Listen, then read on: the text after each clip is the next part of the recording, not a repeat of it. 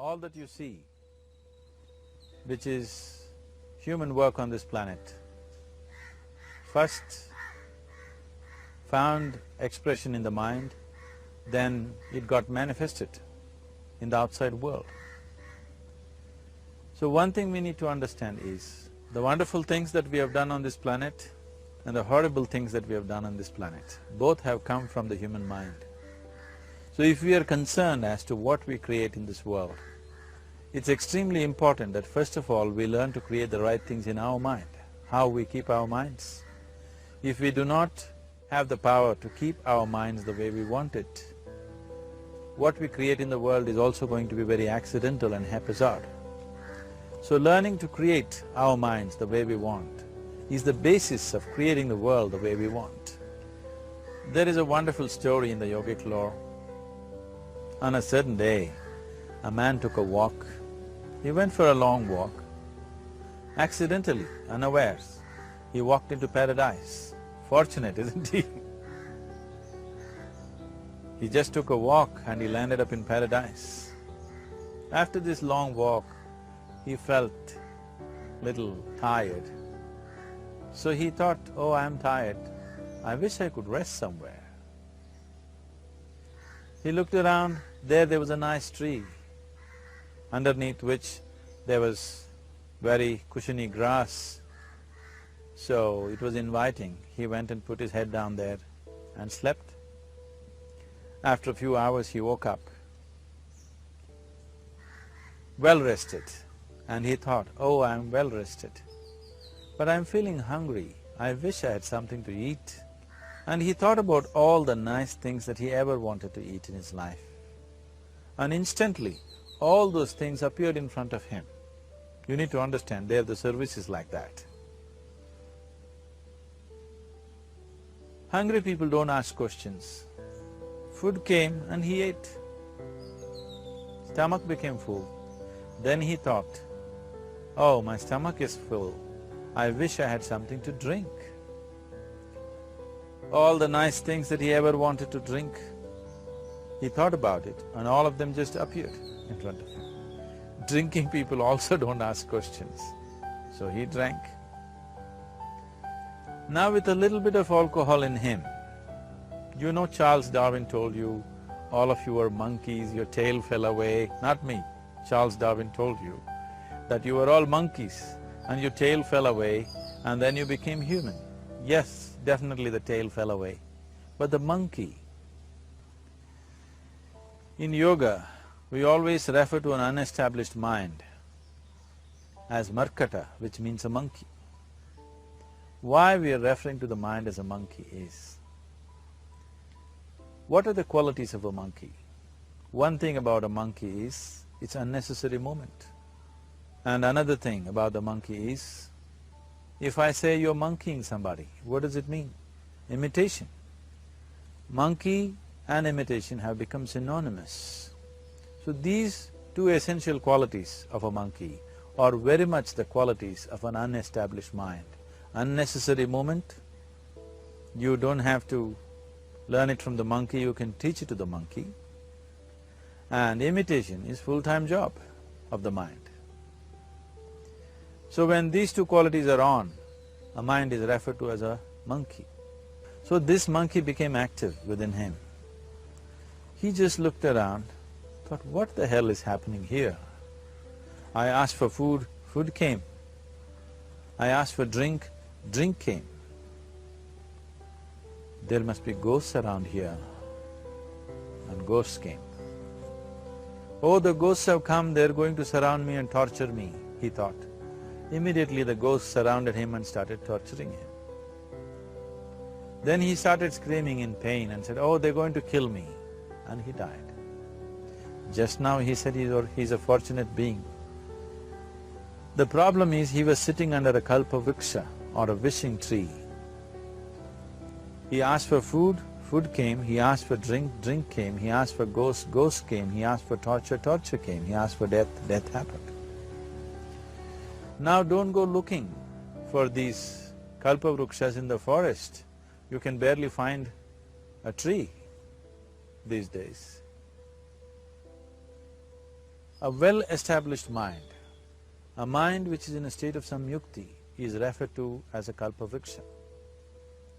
If you organize your mind to a certain level of organization, it in turn organizes the whole system. Your body, your emotion, your energies, everything gets organized in that direction.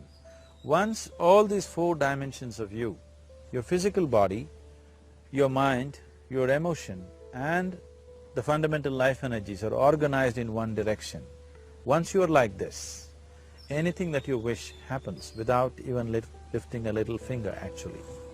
It would help to assist it with activity, but even without doing any activity, you can still manifest what you want if you organize these four dimensions in one direction and keep it unwavering in that direction for a certain period of time. Right now the problem with your mind is, every moment it is changing its direction. It is like you want to travel somewhere and every 2 steps if you keep changing your direction, the question of you reaching the destination is very remote unless it happens by chance. So, organizing our minds and in turn organizing the whole system and these 4 basic dimensions of who you are right now in one direction, if you do this, you are a kalpavruksha yourself. Anything that you wish will happen. But right now, if you look at your lives, everything that you have wished for till now, if it happens, you have finished. Everything and everybody that you have desired for, if all of that lands up in your house today, could you live with that? So if you want to become empowered, it is also important that you become responsible as to what you ask for and what you don't. Right now the world's situation is just this, we are hugely empowered with technology. Today it doesn't take six billion people to destroy this planet. One man by pressing the wrong button can destroy the whole planet. When we are empowered like this, it's very important that our physical action, emotional action, mental action and energy actions are controlled and properly directed. If it is not so, we become destructive, self-destructive. Right now, that is our problem. The technology, which is supposed to make our life beautiful and easy, has become the source of all the problem that we are destroying the very basis of our life, which is the planet. So what should have been a boon, we are making a curse out of it. What has brought incredible levels of comfort and convenience to us in the last 100 years or so has also become a threat to our life simply because we are not conscious action, we are in a compulsive state of action. So organizing our minds fundamentally means moving from a compulsive state of activity to a conscious state of activity. You might have heard of people for whom they asked for something and beyond all expectations it came true for them. Generally this happens to people who are in faith. Now, let's say you want to build a house. If you start thinking, oh, I want to build a house. To build a house I need 50 lakhs, but I have only 50 rupees in my pocket. Not possible, not possible, not possible. The moment you say not possible, you are also saying I don't want it. So on one level you're creating a desire that you want something, on another level you're saying I don't want it. So in this conflict, it may not happen. Someone who has some faith in a god or in a temple or whatever, who is simple-minded. Faith works only for those people who are simple-minded. Thinking people, people who are too much thinking, for them it never works. A childlike person who has a simple faith in his god or his temple or whatever, he goes to the temple and says, Shiva, I want a house. I don't know how, you must make it for me. Now in his mind there are no negative thoughts. Will it happen? Will it not happen? Is it possible? Is it not possible? These things are completely removed by this simple act of faith. Now he believes Shiva will do it for him and it will happen. So is Shiva going to come and build your house? No, I want you to understand, God will not lift his little finger for you. What you refer to as God is the source of creation. As a creator, he has done a phenomenal job, there's no question about it. Could you think of a better creation than this? Is it in anybody's imagination to think anything better than what is there right now? So as a creator, he has done his job wonderfully well, but if you want life to happen the way you want it, because right now the very crux of your happiness and your well-being is this: if at all if you're unhappy, the only and only reason why you're unhappy is life is not happening the way you think it should happen. That's all it is. So if life is not happening the way you think it should happen, you're unhappy. If life happens the way you think it should happen, you are happy. It's as simple as that. So if life has to happen the way you think it should happen, first of all, how you think, with how much focus you think, how much stability is there in your thought, and how much reverberance is there in the thought process will determine whether your thought will become a reality or is it just an empty thought. Or how you do not create any impediments for your thought by creating negative thought process. Is something possible or not possible? It is destroying humanity. What is possible and not possible is not your business, it's nature's business. Your business is just to strive for what you want. Right now you're sitting here. If I ask you two simple questions, I want you to just look at this and answer this. Right now from where you're sitting, can you just fly off? You say no? Right now from where you're sitting, can you get up and walk? You'll say yes. What is the basis of this? Why you say no to flying and yes to walking? Because past experience of life, many times you've gotten up and walked, never did you fly off. Or in other words, you're using the past experience of life as a basis for deciding whether something is possible or not possible. Or in other words, you have decided that what has not happened till now cannot happen in your life in future. This is a disgrace to humanity and the human spirit. What has not happened till now on this planet can happen tomorrow. Human beings are capable of making it happen tomorrow. So what is possible and what is not possible is not your business. That is nature's business. Nature will decide that. You just see what is it that you really want and strive for that.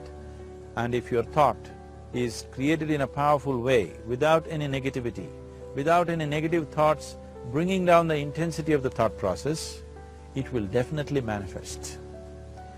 The whole existence today, modern science is proving, is just a reverberation of energy. It is a vibration.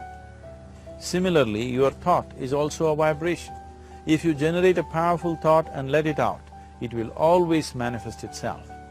So generally, people are using faith as a means to remove the negative thought.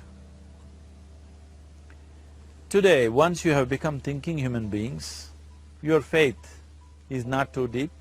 It doesn't matter how much faith you think you have, somewhere doubts always crop up. Right now, the way your minds are made, this moment, if God appears right here, you will not surrender to Him. You will want an investigation whether He is really God or not. With this kind of mind, you should not waste your time on faith. So there is an alternative, which is commitment. If you simply commit yourself to creating what you really care for, now once again, your thought gets organized in such a way, there is no such thing as whether it's possible or not possible. There is no hurdle in your thought process. Your thought flows freely towards what you want. Once this happens, making it happen will also naturally follow. So to create what you really care for, first and foremost thing is that what you want must be well manifested in your mind, that this is what I want. Is that what you really want? You must look at it, because any number of things in your life you have thought, this is it. The moment you reach there, you realize that's not it, it's the next one and the next one and the next one. So what is it that one really wants is one thing. First of all, we must explore. Once that is clear, and we are committed to creating it, now there is a continuous process of thought in that direction. Once you can maintain a steady stream of thought without changing direction, definitely this is going to happen in your life, or it will definitely manifest as a reality in your life. So, either you make this human form into a kalpa vriksha, or you make it into one big mess, which is happening all over. One reason why we have not created the kind of world that all of us would want to live in is, too many people are busy looking up. Too many people are interested in other planets, they're not interested in this planet. For every aspect of their life, they're checking out with other planets. And further, too many people are in service of heaven, they're not on service of this earth. I think right now we need people who are in service of this earth, not heaven. I believe if heaven is closer to divine than where we are, if that is so, I believe they're a little more organized than us, they don't need help from us. This has been a major problem on the planet.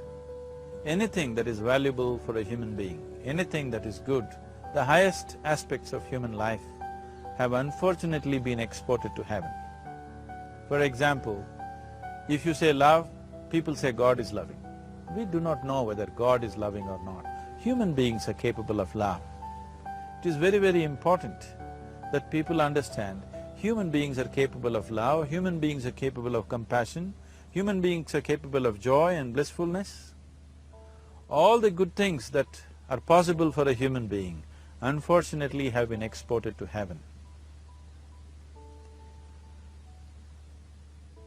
If we want to create the kind of world that we want to, we need to understand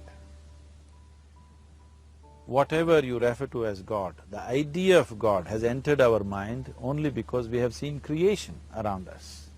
Because there is creation, we have assumed a creator. God is a great creator. What you refer to as God is a source of creation.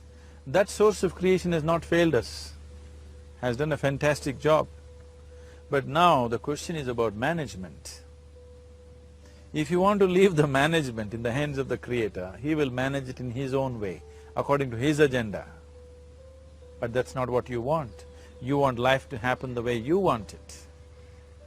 Now, for example, let's say all of you here are the India soccer team for the next World Cup, and I am the coach.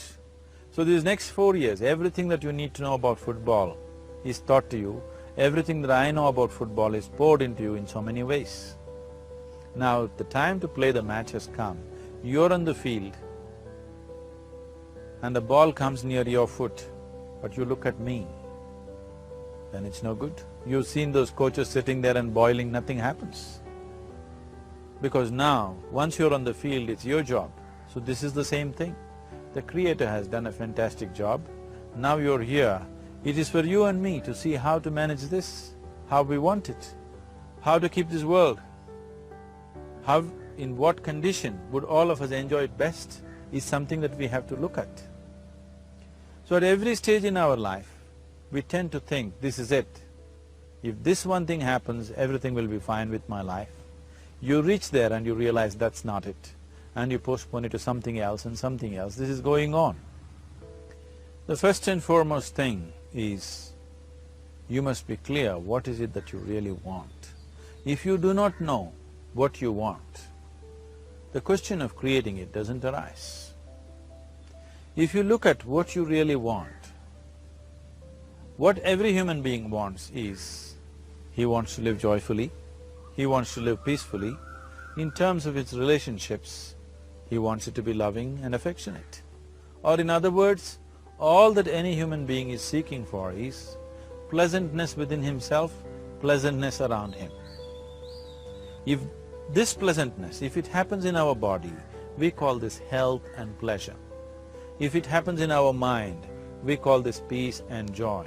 If it happens in our emotion, we call this love and compassion. If it happens in our energy, we call this blissfulness and ecstasy. This is all that a human being is looking for. Whether he is going to his office to work, he wants to make money, build a career, build a family, he sits in the bar, sits in the temple, he is still looking for the same thing. Pleasantness within, pleasantness around. If this is what we want to create, I think it's time we addressed it directly and commit ourselves to creating it.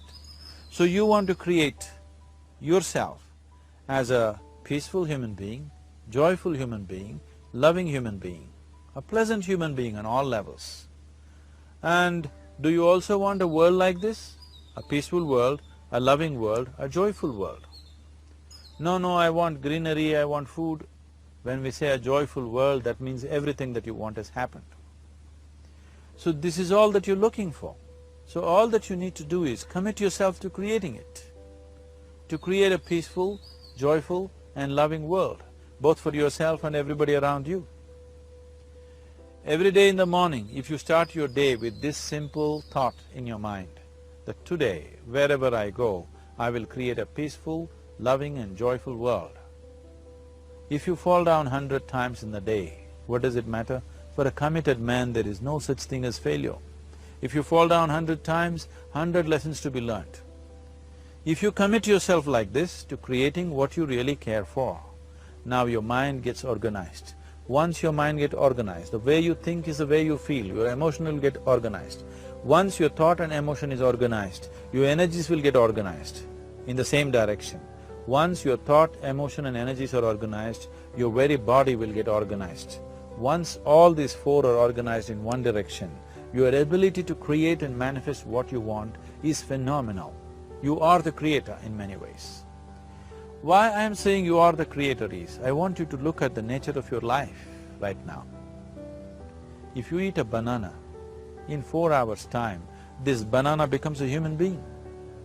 There is something within you, a life-creating process, a process which builds this body. The manufacturer of this body is within.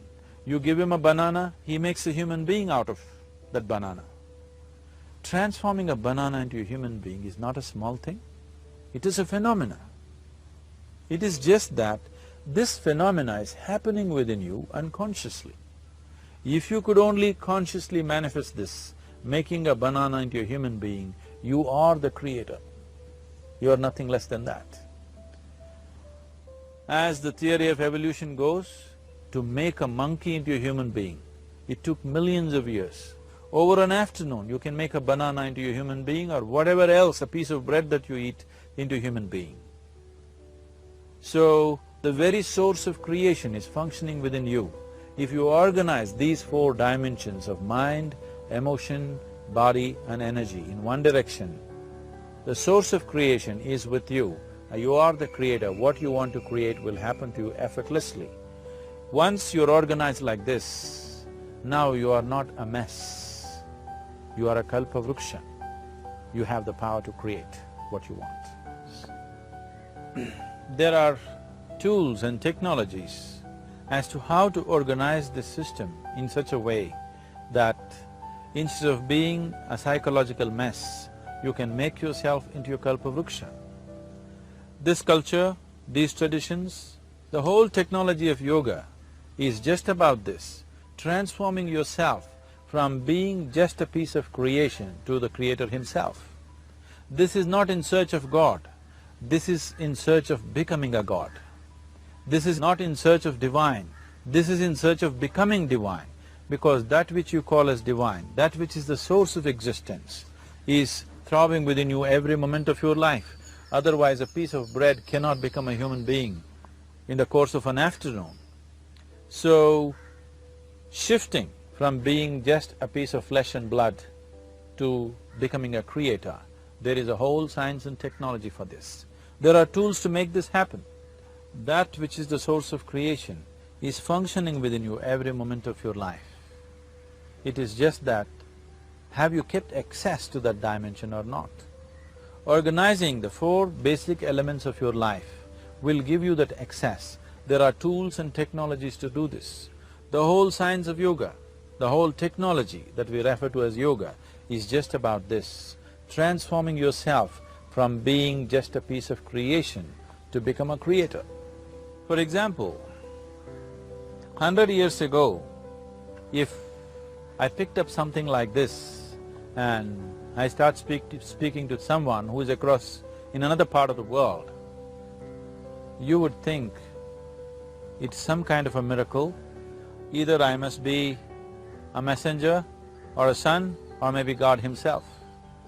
But today, this is just another gadget that every one of us carry and use. Today sitting here, without using this instrument, if I speak to someone in another part of the world, it is still a miracle for you. So, this instrument happened because of human mind wanting it to happen. 100 years ago, nobody thought this was possible, but today it is just a common thing. Similarly, many things which are not in our perception yet can be brought into our perception, and our ability to create our lives can be greatly enhanced. So the first and foremost thing is to organize the mind and to organize your emotions, body and energy in that line. Once this happens, you are in touch with the fundamental life-creating process within you. Once you're in touch with it, once you're in excess of that power, you have the power to create. You have the power to create your life and your surroundings the way you want it. Because we have lost our power to create, we are making a mess out of ourselves and the world around us. If we operated as the true creator, as it is operating within us, creating this body for us, if we could create our lives with the same sense of organization and sense of purpose, this world and the human being would be in a completely different state. It is my wish and my blessing that every human being in this world should have this access to the source of creation within himself, so that he can function here as a creator, not just as a piece of creation.